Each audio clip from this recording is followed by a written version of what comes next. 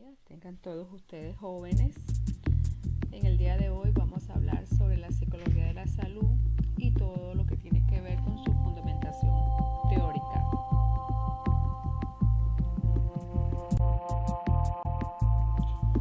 En nuestra tabla de contenido vamos a abordar los temas del concepto general de la salud, el concepto bienestar según Brenner y Bruegel, la Organización Mundial de la Salud, el concepto que mantiene la Organización Mundial de la Salud, las causales de enfermedades relacionadas con las conductas patógenas, el paradigma en la salud basado en Hill y Smith, las variables independientes en salud, la relación mente-cuerpo, el modelo biomédico de Engel, puntos críticos del modelo biomédico, el surgimiento del psicoanálisis y de la medicina psicosomática.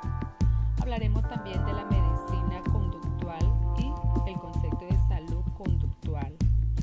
Hablaremos también de lo que es alicitimia, obviamente del modelo biopsicosocial. Hablaremos de la prevención de la enfermedad, sobre las variables ambientales como condicionantes de la salud. Hablaremos de lo que es el ambiente, salud y educación, de la psicología de la salud, de sus antecedentes históricos y de la importancia de la formación del psicólogo clínico y de la salud.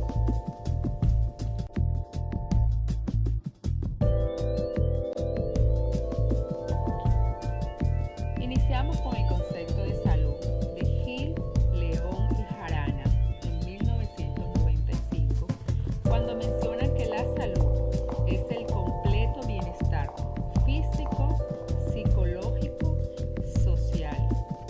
Es un concepto nuevo, relativamente nuevo, y menciona que la salud es entendida en sentido amplio como el bienestar físico, psicológico y social, como ya se los he mencionado, pero que va mucho más allá de un esquema biomédico, abarcando una esfera subjetiva y del comportamiento del ser humano.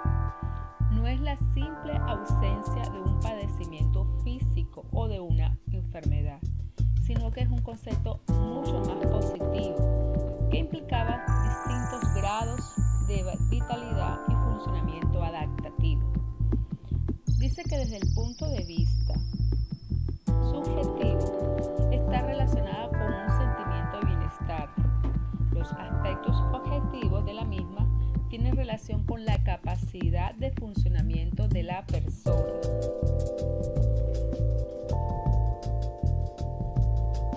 Estos autores también mencionan que el sustrato básico para la autorrealización del ser humano es un recurso para la vida.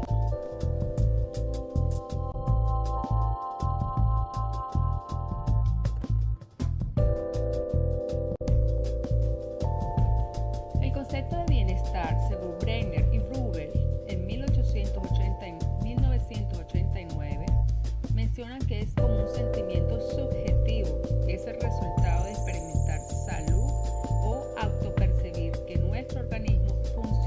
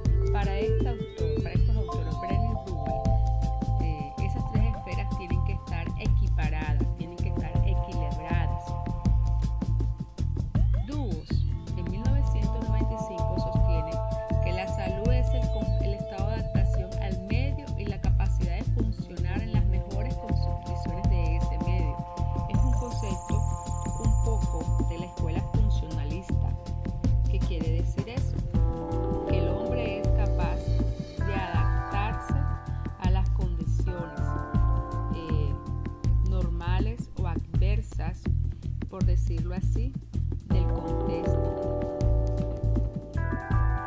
San Martín en 1982 planteó que el bienestar biológico, mental y social no es un accidente, son situaciones económicas, ecológicas y sociales bien precisas que nosotros mismos fuimos creando. Es decir, San Martín plantea que todas estas situaciones que surgen alrededor de nuestra vida no es un mero accidente y que son situaciones que el ser humano pues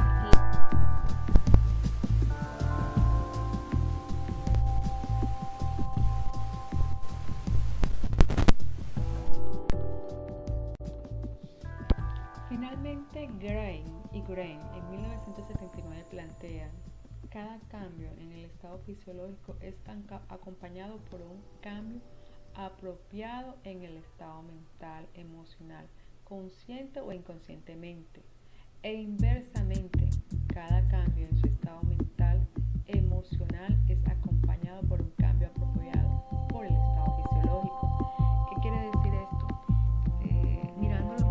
Analizando detenidamente esta situación que plantean estos autores, no podemos llegar a pensar que una persona que es diagnosticada con una enfermedad o que tiene un padecimiento, de alguna manera ella va a seguir con su misma rutina, ¿cierto? Con su misma forma de pensar, con su mismo pensamiento, porque al menos al inicio de que reconozca el diagnóstico por parte del médico o del profesional encargado, va a tener un cambio, no solamente en la parte física, porque se va a ver afectado también su parte emocional, y más aún también las personas que estén a su alrededor, de alguna manera también se van a ver, digamos, afectadas.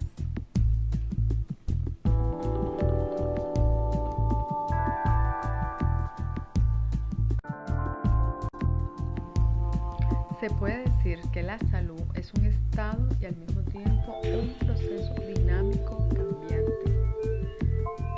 No podemos llegar a pensar que nosotros nacemos y tenemos un ciclo de vida, ¿no es cierto? Pero que nosotros a través de nuestras conductas podemos llegar a potencializar que ese ciclo de vida se dé de la manera correcta, más adecuada, que no afecte nuestro estado físico, que no afecte nuestro estado emocional, que no afecte nuestro estado, digamos, social, ¿cierto? Y que los hábitos de vida son factores determinantes en la calidad del bienestar psicológico y físico, reconociendo hábitos como aquella conducta que puede ser positiva en la medida que yo establezco la salud en mi organismo desde lo biopsicosocial, y puede ser una conducta también dañina o patógena que afecte mi mismo estado de salud. Oblitas, Becoña y Vázquez en el 2000 plantean que en el presente ya no se define la salud como algo a conservar, sino más bien como algo a desarrollar, ¿no es cierto?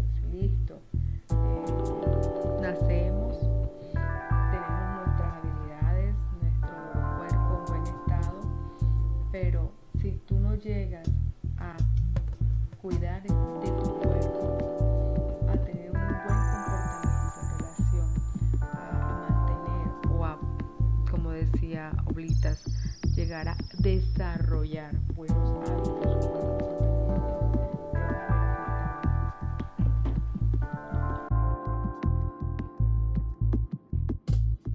Lo anterior en relación al mantenimiento de unos buenos hábitos y estilos de vida saludables, es importante que se puedan tener, que se lleve a cabo para manejar aquellos momentos donde el ser humano se encuentra en momentos de estrés.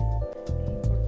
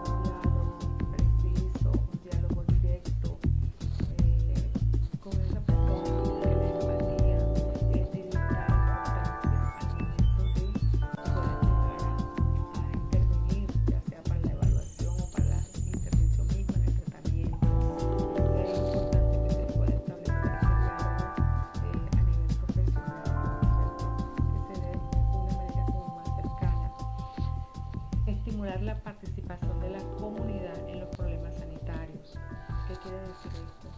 De que no es solamente mantener una buena salud, hacer promoción de los hábitos y estilos de vida saludables para el mantenimiento de la calidad, el mejoramiento, perdón, de la calidad de vida, no es una labor de una sola persona.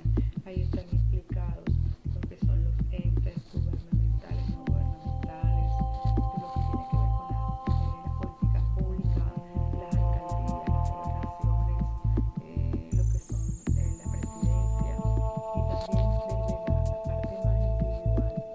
Cada quien tiene que ejercer esa autonomía, pero de una manera más positiva. Entonces de eso se tiene que ver que en este último objetivo de estimular la participación de la comunidad en los problemas sanitarios.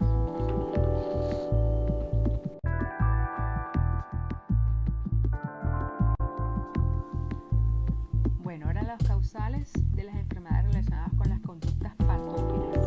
¿Cuáles son esas conductas patógenas?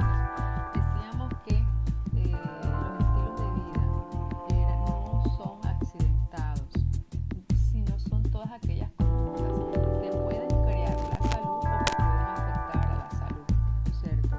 Pero que existen.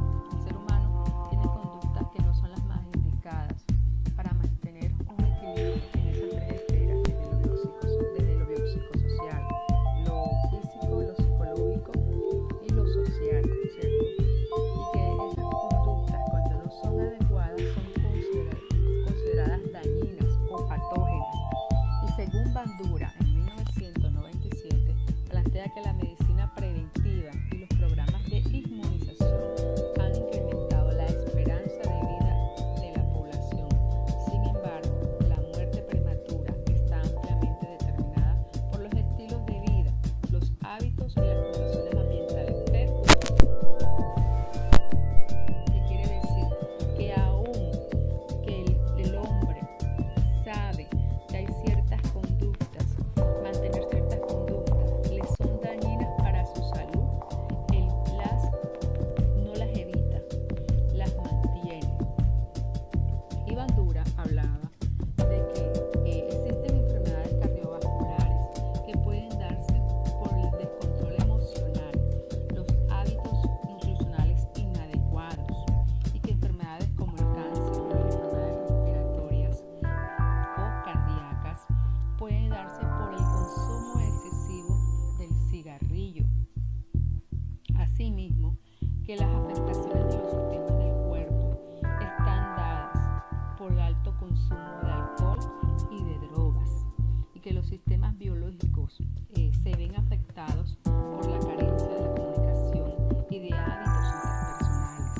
Entonces, este autor lo que nos plantea es que las conductas que son dañinas, a pesar de que el ser humano tiene conocimiento de que afecta la salud y que es consciente, porque ha visto casos, no es algo nuevo, de que existe un cáncer, de que existen las enfermedades respiratorias cuando son mal cuidadas, está en riesgo la salud a tal punto que puede ocasionar la muerte. A pesar de eso, el ser humano todavía mantiene esas conductas llamadas patógenas. Ahora hablaremos un poco sobre las paradigmas en salud basado en Hill y Smith. ¿Cuáles son esos paradigmas? Por ejemplo,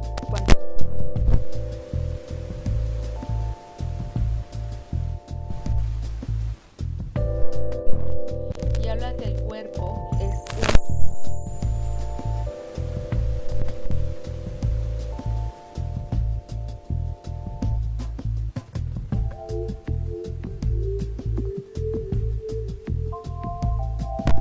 cuerpo-mente. El paradigma tradicional plantea que el cuerpo y mente están totalmente separados. El paradigma emergente menciona que la mente es un factor principal y que la mente tiene que estar relacionado con el cuerpo. Cuando hablamos de la mente sola, para el paradigma tradicional, la mente es un factor secundario. La mente se queda a un lado. Cuando hablamos del paradigma emergente, plantea que la mente cuando hablamos desde el paradigma tradicional de lo que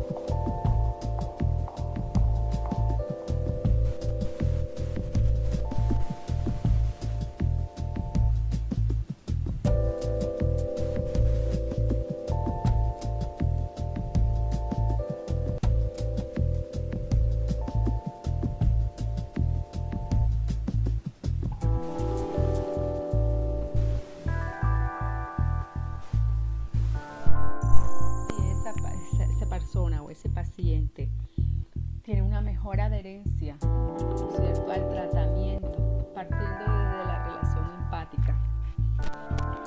Dice que el paciente es autónomo y el profesional un socio. Eso lo plantea el paradigma emergente. Y el paradigma tradicional dice el paciente es dependiente y el profesional una autoridad. Para el paradigma emergente, el paciente es autónomo, libre de tomar sus decisiones, pero el profesional es un apoyo importante.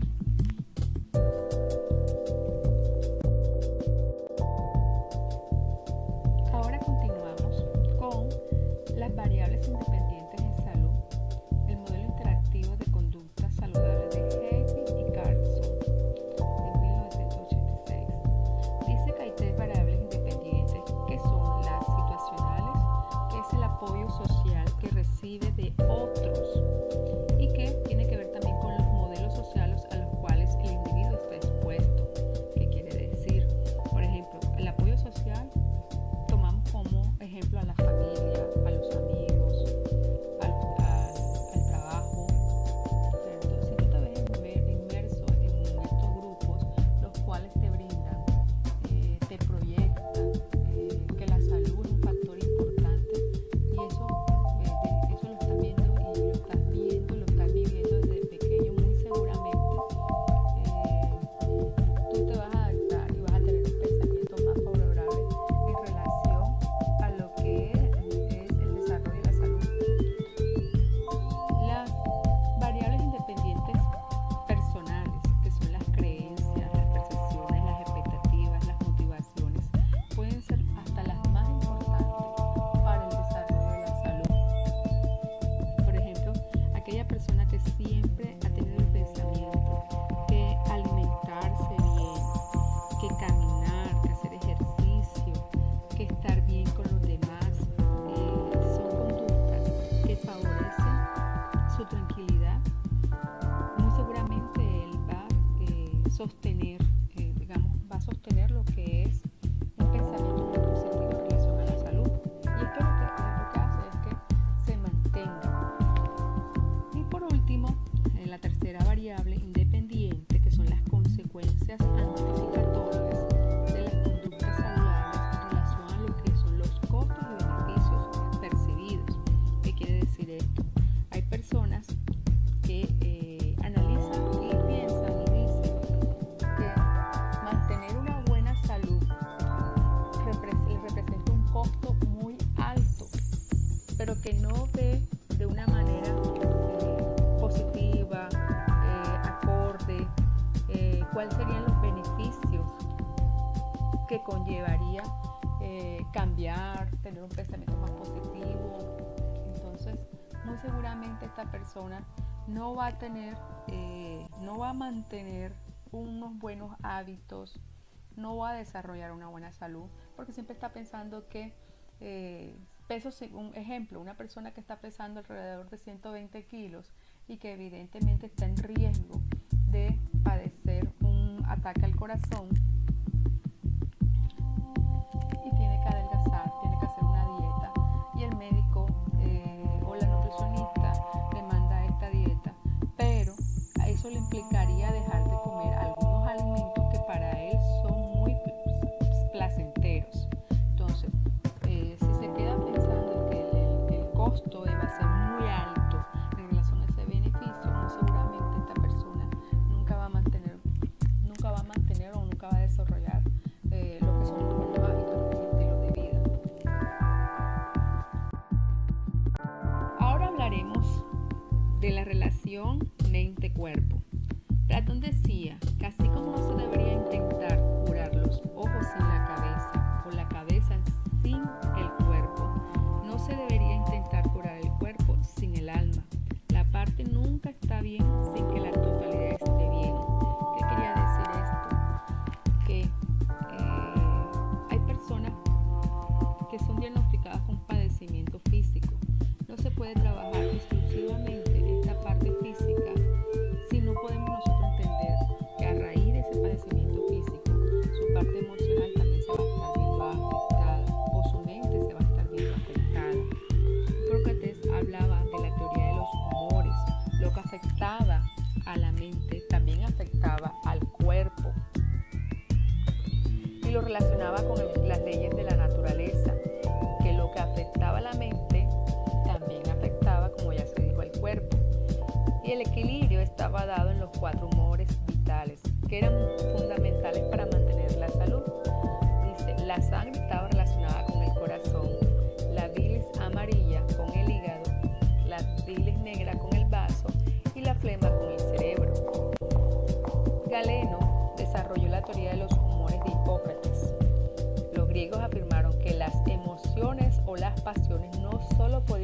afectar el funcionamiento del cuerpo, sino que también podían provocar enfermedades.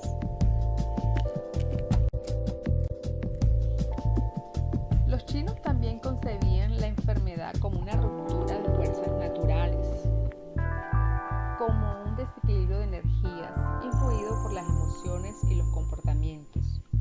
Aún en el presente se mantienen todas estas ideas.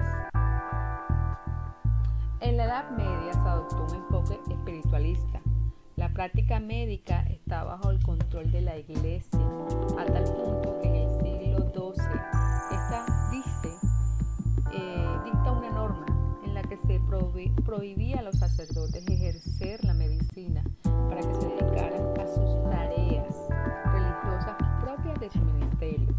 La enfermedad se percibía como la consecuencia del pecado, de la violación de la ley divina, y que la curación era más como una obra de fe y el arrepentimiento a este pecado. Durante el Renacimiento se retomó la idea de la enfermedad en términos naturalistas, que se produce un desarrollo importante de prácticas y estudios científicos, con una época, digamos, de espléndido descubrimientos, el cual se impondría durante 300 años hasta nuestros días.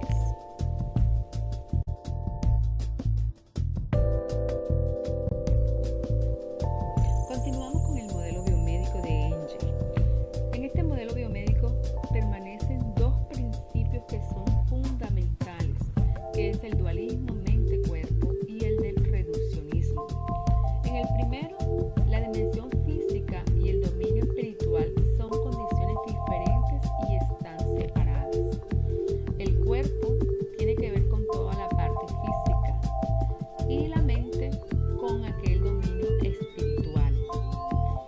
En el reduccionismo, el siguiente principio dice que la enfermedad se debe a reacciones físicas y químicas. Los factores emocionales son ajenos a la enfermedad. Por ejemplo, un cáncer es una proliferación incontrolada de células. Un infarto cardíaco es simplemente una lesión isquémica que provoca la lesión del músculo cardíaco. Cada proceso patológico es independiente de los estados emocionales del individuo y de su comportamiento, según lo plantea este segundo principio del modelo biomédico. Este modelo dualista, pergeñado en el siglo XII por el filósofo René Descartes, posibilitó a la Iglesia mantener el dominio espiritual y dejó a la ciencia el dominio del mundo físico.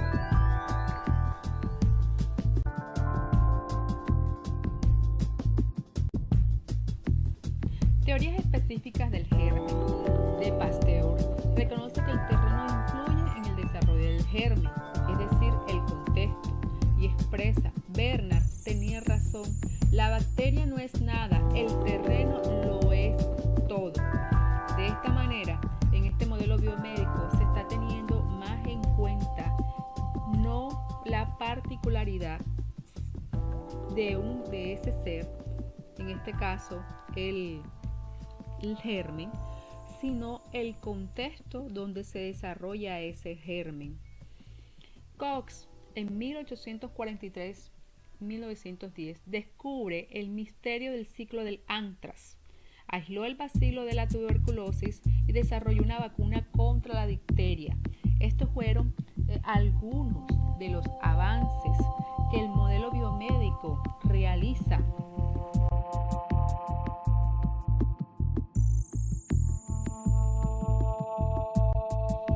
Pero también se plantea que son las medidas psicológicas y conductuales las que equilibran las evaluaciones biológicas, como por ejemplo lo que menciona Kaplan. No es lo mismo, dice, por ejemplo, el índice de eritrosedimentación como variable clínica relativa al grado de inflamación de las articulaciones no es más válido para un paciente artrítico que como él siente y el nivel de funcionalidad que pueda mantener en su vida. ¿Qué quiere decir esto? Ese paciente con ese padecimiento se le asigna un diagnóstico. Sin embargo, también hay una parte donde él debe asumir que debido a ese padecimiento su nivel de funcionalidad va a decaer, ¿cierto? Es decir, hay una parte física, pero también una parte emocional que se está viendo afectada. La psiquiatría biológica es un ejemplo más del reduccionismo, al afirmar que las alteraciones emocionales están originadas en alteraciones de los neurotransmisores y las maneja en términos bioquímicos. Deja de lado una visión holística integrativa, como lo plantea Bacall.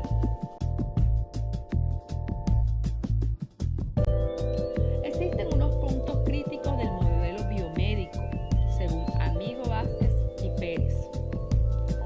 Primero, el criterio fundamental de enfermedad es la presencia de anormalidades bioquímicas. Segundo, el diagnóstico depende de lo que comunica exclusivamente el paciente. Puede que al paciente se le hagan una serie de exámenes, pero sin embargo hay una parte inicial en la cual el paciente es el que expresa todo su padecimiento. Tercero, desestima la presencia de situaciones vitales del individuo. Cuarto, los factores psicológicos y sociales son determinantes para la búsqueda de ayuda en una persona enferma. Quinto, el modelo biomédico puede fracasar al momento de determinar la salud después de la enfermedad. Hay algo que se llama el mantenimiento de las acciones preventivas para una recaída, pero el modelo biomédico puede fracasar al momento de terminar esto. El modelo no tiene en cuenta la relación médico-paciente para el éxito del tratamiento, como ya lo habíamos mencionado anteriormente. La empatía que establece el mismo médico con su paciente puede ser un factor determinante para que se dé una adherencia al tratamiento que él le está formulando. Ahora pasamos a una parte que también es muy importante, que es el surgimiento de la medicina psicosomática, pero teniendo en cuenta los grandes pasos que se dieron en el psicoanálisis. El concepto de psicogénesis resurge con las aportaciones del fisiólogo Claude Bernard, que en su teoría del medio interior del cuerpo sostiene que este siempre tiende a buscar el equilibrio, cuya perturbación trae aparejada la enfermedad y la muerte, reafirmando la importancia de los factores psicológicos en las alteraciones físicas.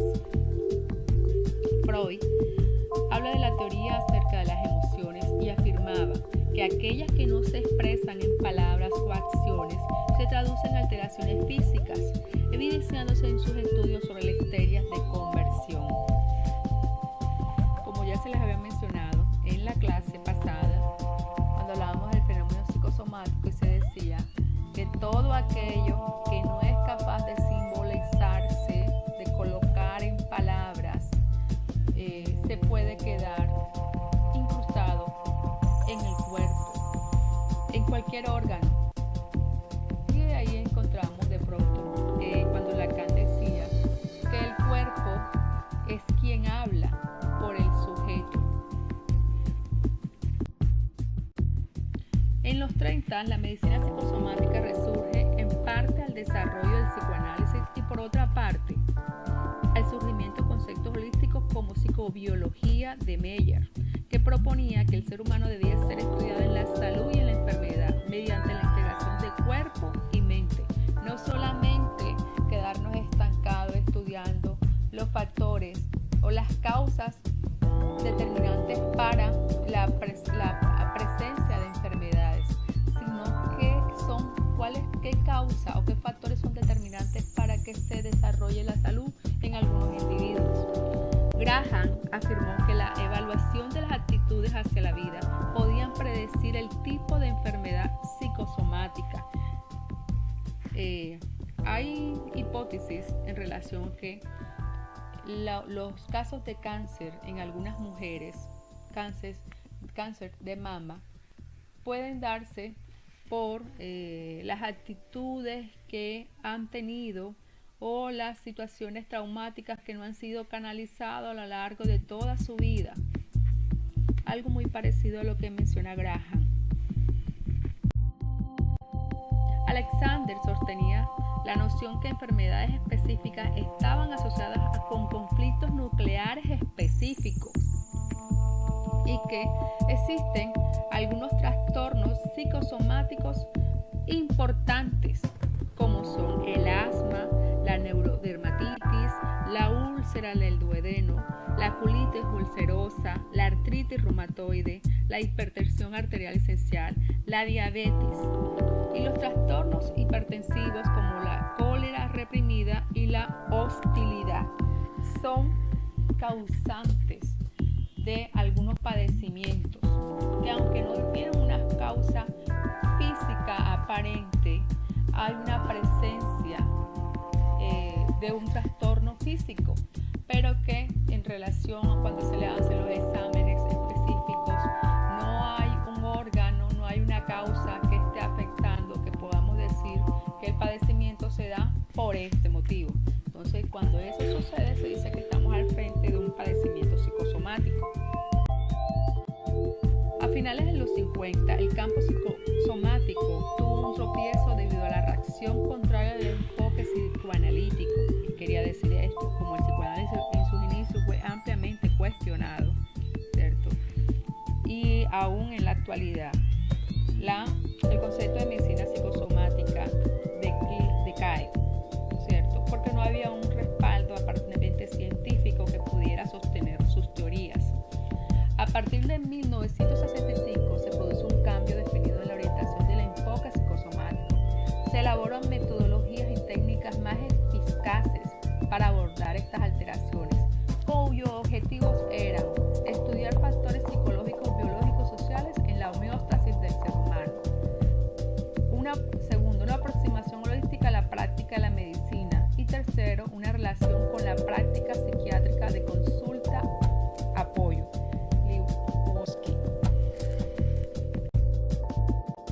Wolff, que en 1953 publicó Estrés y enfermedad, lo que ayudó al resurgimiento de la medicina psicosomática, lo que permitió su adherencia al método científico y se centró en emociones conscientes más que inconscientes.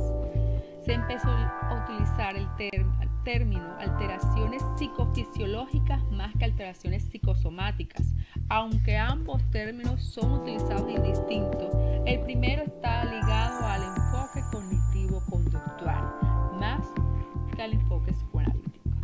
Es decir, estamos dándonos cuenta cómo inicia el proceso, la medicina psicosomática de alguna manera inicia con un enfoque, ¿no es cierto?, desde el psicoanálisis, desde Freud, y cómo va tomando otra forma desde cuando empiezan otros autores encaminados desde el enfoque cognitivo-conductual a darle como un carácter, entre comillas, de más científico o más riguroso.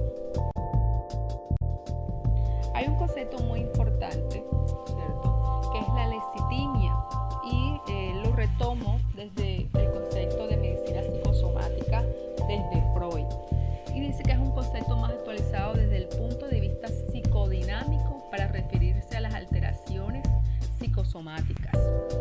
Etimológicamente significa sin palabras para los afectos.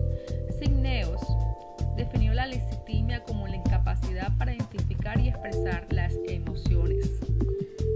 De acuerdo con Neyman, la personalidad alicitímica se caracteriza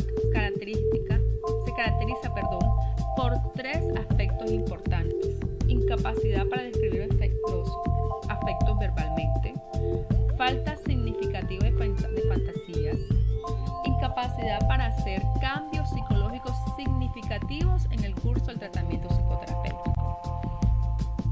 La personalidad licitímica se caracteriza por mantener un afecto indiscutiblemente plano.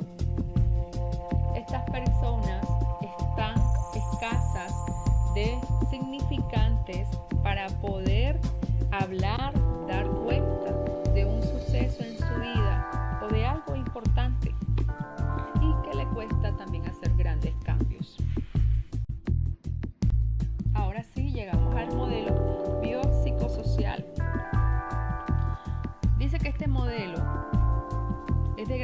Organización en la actualidad y admite que la salud y la enfermedad están multideterminadas, es decir, que las causas que interactúan en los procesos saludables y patológicos son de diversa naturaleza y origen, pues intervienen tanto elementos de macro procesos tales como contexto social, ambiente físico, circunstancias socioeconómicas, factores climáticos, etc., como microprocesos, cambios bioquímicos, pensamientos, emociones.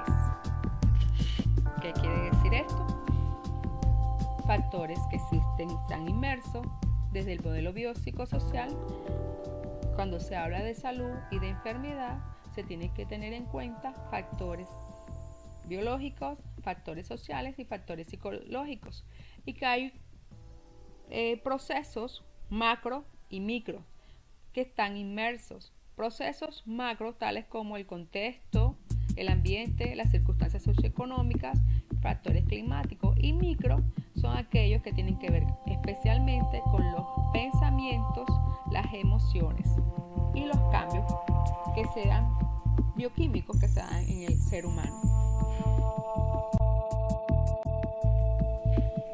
Dice que en el presente se hace hincapié en la salud más que en la enfermedad. La salud se entiende como un proceso estado que se alcanza cuando hay armonía biológica, psicológica y con el entorno socioambiental. Tanto la cirugía como la farmacología son métodos ineficaces para encarar el reto, labores de tipo preventivo, que conlleva la nueva concepción de salud, Begoña, Vázquez y Oblitas. ¿Qué quiere decir esto? Que no es solamente llegar a quedarnos inmersos en lo que es el trabajo o el abordaje del tratamiento desde lo farmacológico o de todo aquello que se debe hacer, obviamente, cuando ya hay un padecimiento físico, sino qué podemos hacer mucho antes a que ese padecimiento se dé, y que son los tipos de prevención. La teoría de los sistemas sirve de marco explicativo de este modelo. Los diferentes subsistemas biológico, axiológico, cognitivo, afectivo, interpersonal, social, ambiente, físico están interrelacionados, y los cambios en cualquiera de ellos afectan a la totalidad individual. De acuerdo con Stockholm, el concepto de promoción de la salud comprendería el papel de los individuos, grupos, organizaciones como agentes fundamentales para el desarrollo de prácticas y políticas de salud, para mejorar el bienestar individual y colectivo.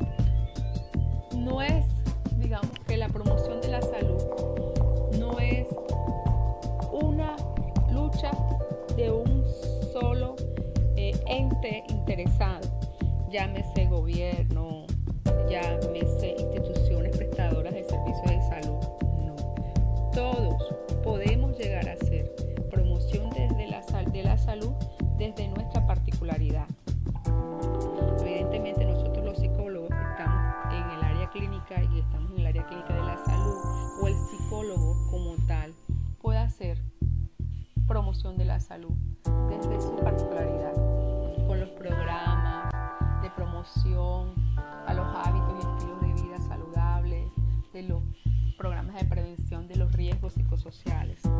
Desde ahí podemos trabajar, y todos estamos en la obligación de hacer promoción de la salud y prevención al riesgo. Y no es solamente uno, es todo un equipo, desde las instituciones prestadoras de salud, desde las alcaldías, las gobernaciones, los entes, digamos, la presidencia, sino también cada persona.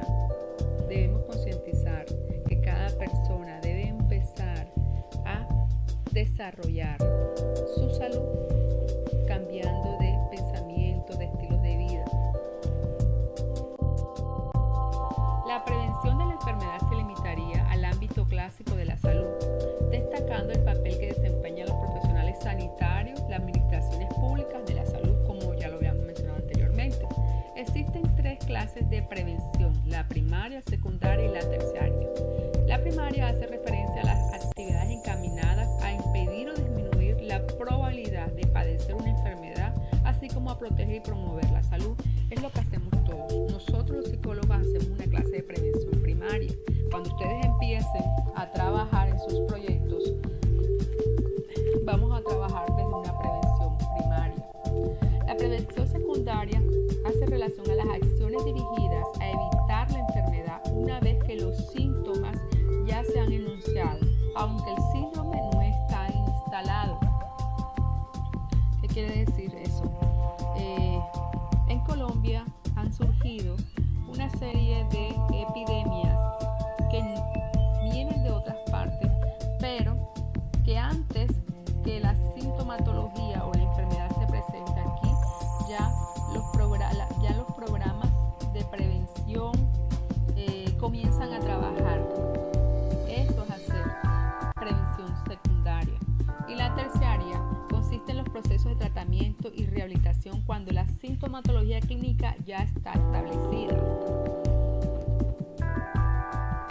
que tiene que ver con lo farmacológico, que tiene que ver ya con los procesos más complejos, las cirugías, ¿cierto? Porque ya hay que abordar algo, una enfermedad, un padecimiento que ya se ha desarrollado.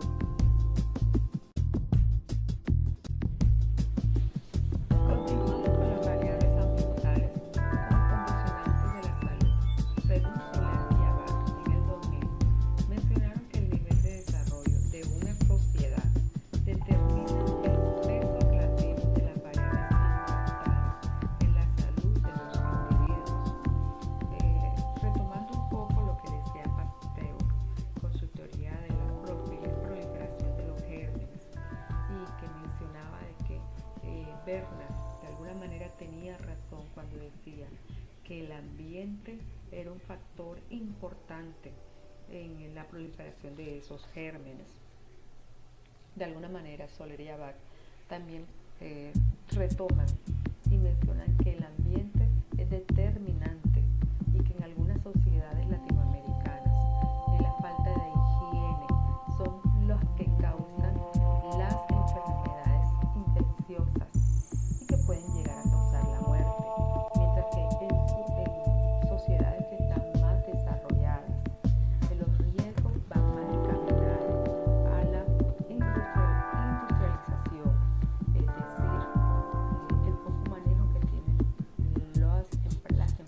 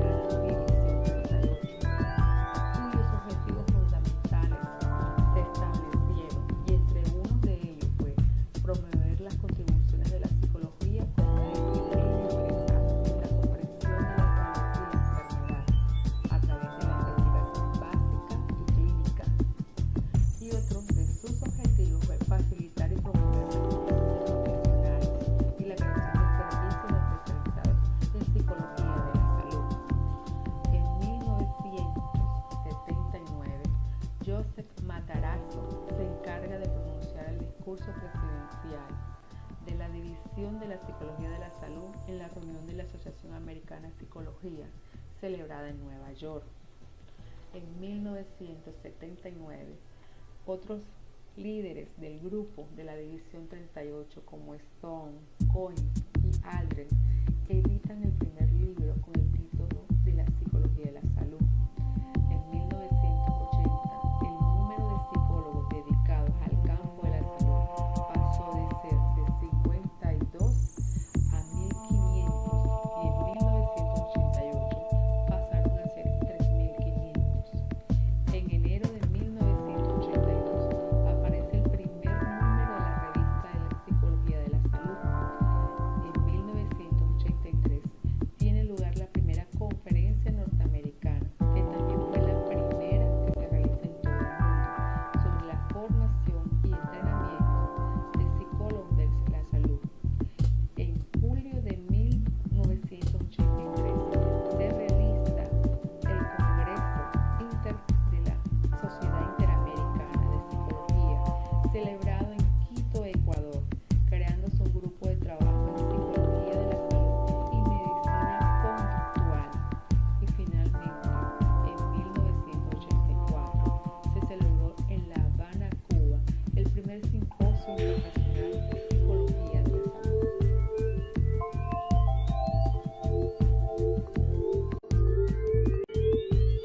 Ahora, como ya hemos mencionado anteriormente en los antecedentes históricos de la psicología de la salud, a este autor, Matarazzo, que en 1980 define la psicología de la salud como la suma de las contribuciones profesionales, científicas, educativas y específicas de la psicología como disciplina para la promoción y mantenimiento de la salud, la prevención y tratamiento de la enfermedad, la identificación de los correlatos etiológicos y diagnóstico de la salud, la enfermedad y la difusión asociada, además del mejoramiento del sistema sanitario, la formulación de una política de salud.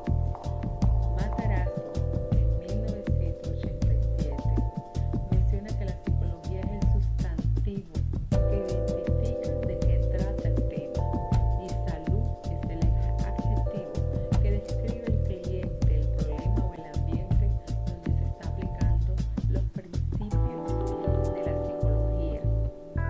El psicólogo de la salud es ante todo un psicólogo que aplica sus conocimientos en una área particular.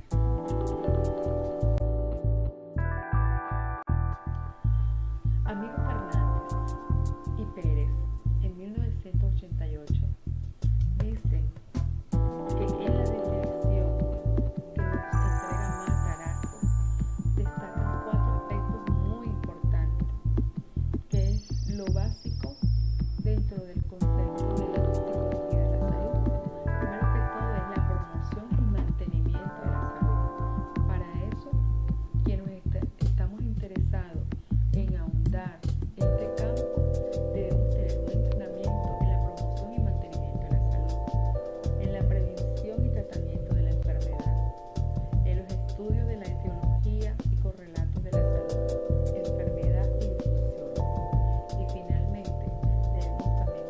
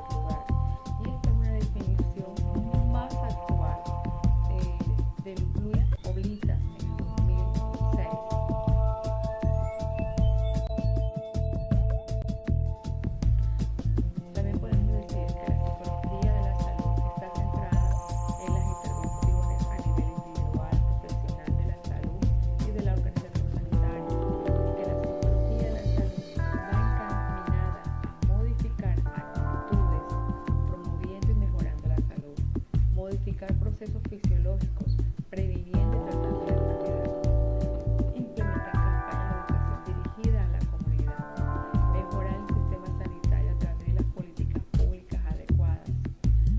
Si nos damos cuenta, todas estas acciones son lo más básico para poder nosotros, como psicólogos clínicos de la salud, poder desarrollar en este campo. Matarazzo define un concepto fundamental en 1988 que de alguna manera está ampliamente relacionado con el concepto de psicología de la salud, como es lo que es la medicina conductual, como el campo interdisciplinario de investigación científica, educación y práctica concerniente a la salud, la enfermedad o disfunciones relacionadas, todo lo que tiene que ver con hipertensión esencial, colesterolemia, estrés, obesidad, tabaquismo. Y de esto surge lo que es la salud conductual. De la medicina conductual surge una subespecialidad que es llamada salud conductual. Es una nueva subespecialidad interdisciplinaria dentro de la medicina conductual, específicamente relacionada con el mantenimiento de la salud y la prevención de la enfermedad y la disfunción de personas actualmente sanas. ¿Qué quiere decir esto? Que no solamente nosotros nos vamos a encargar o este concepto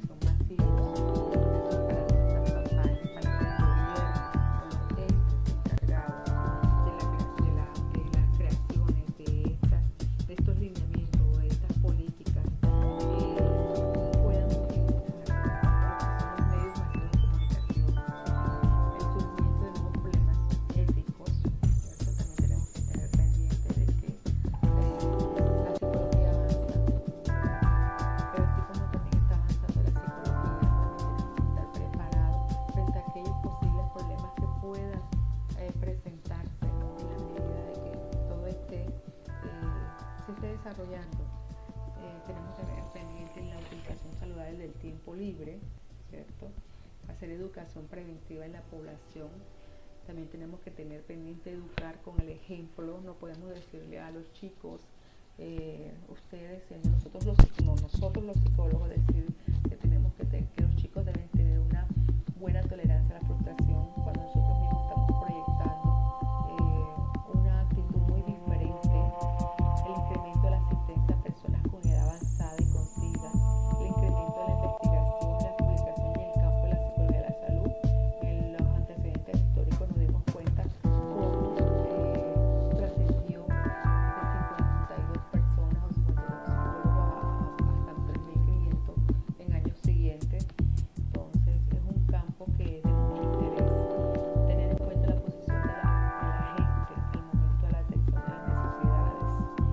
Eso me parece un punto muy importante, y sobre todo ustedes cuando están preparándose ya para una práctica futura, cuando vayamos a hacer un diagnóstico de necesidades, no solamente lo que yo observo, sino también lo que la gente piense y necesite. La psicología de la salud para la creación de políticas públicas que prioricen la calidad de los servicios en salud de las instituciones prestadoras de estos mismos servicios.